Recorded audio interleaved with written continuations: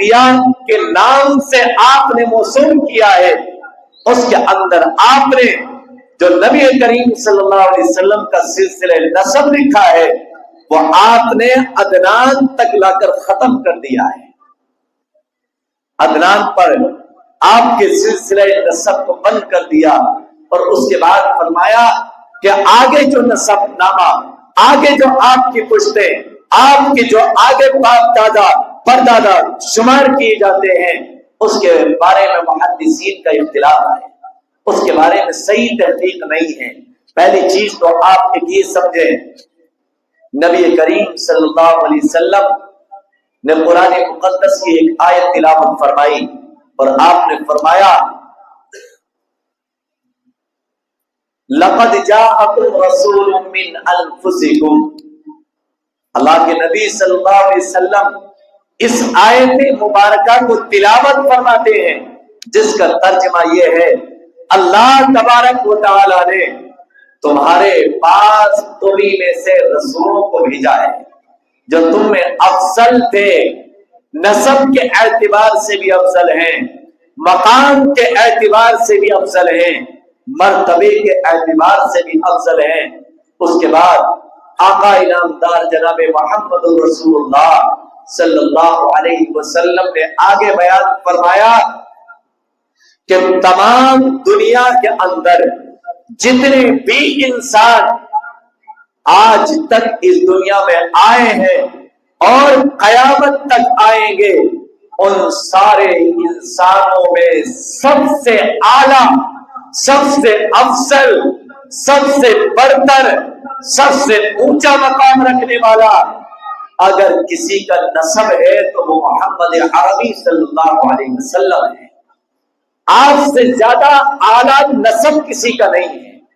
آپ سے زیادہ اونچا مقام اور مرتبہ کسی پیغمبر کا، کسی رسول کا اس دنیا کے اندر نہیں ہے۔ آپ تمام رسولوں میں سب سے افضل ہیں نسب کے اعتبار سے، اور اسی طریقے سے نبوت کے اعتبار سے آپ کا کوئی بدل روئے زمین پر نہ آج تک ہوا ہے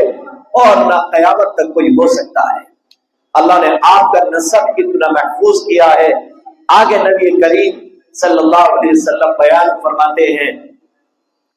حضرت آدم علیہ السلام سے لے کر محمد عربی تک جتنی بھی آپ کی پشتیں ہیں،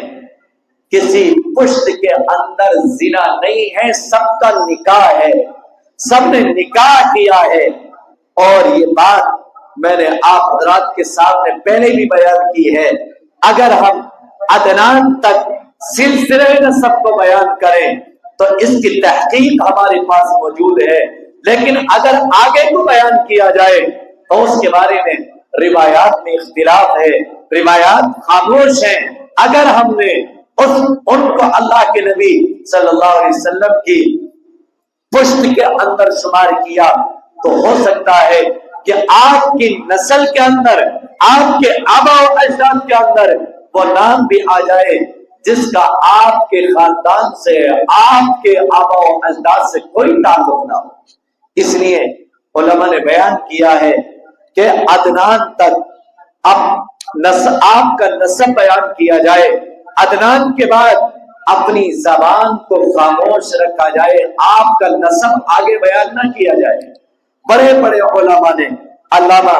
سہیلی رحمت اللہ علیہ نے، اسی طریقے سے علامہ ابن کثیر نے، اسی طریقے سے حضرت مولانا ادریس صاحب قادیلوی رحمت اللہ علیہ نے، علامہ ابن ہشام نے، علامہ ابن کثیر نے، علامہ ابن اسیر نے، تمام مؤرخین نے اپنی کتابوں کے اندر آپ کا سلسلہ نسب عدنان پر لا کر ختم کیا ہے۔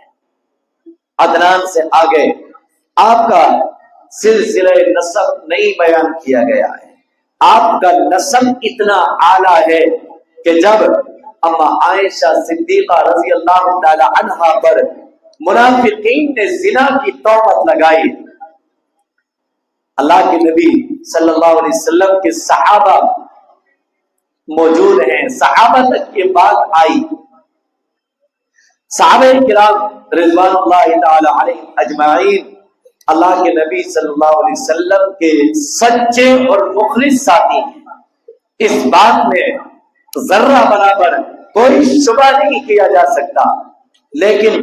کچھ صحابہ منافقین کے بہکاوے میں آ گئے اور انہوں نے بھی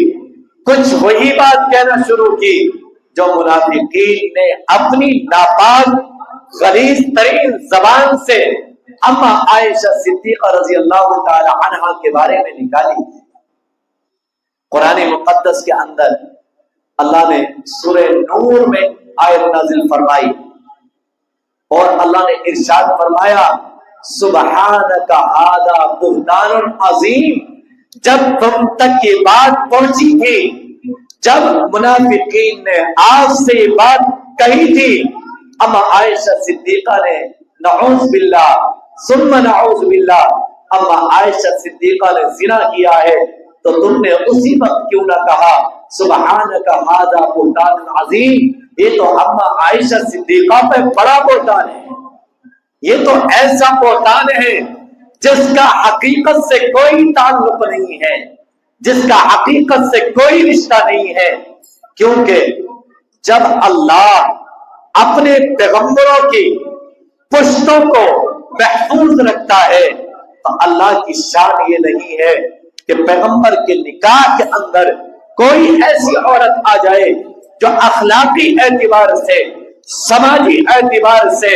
معاشرے کے اعتبار سے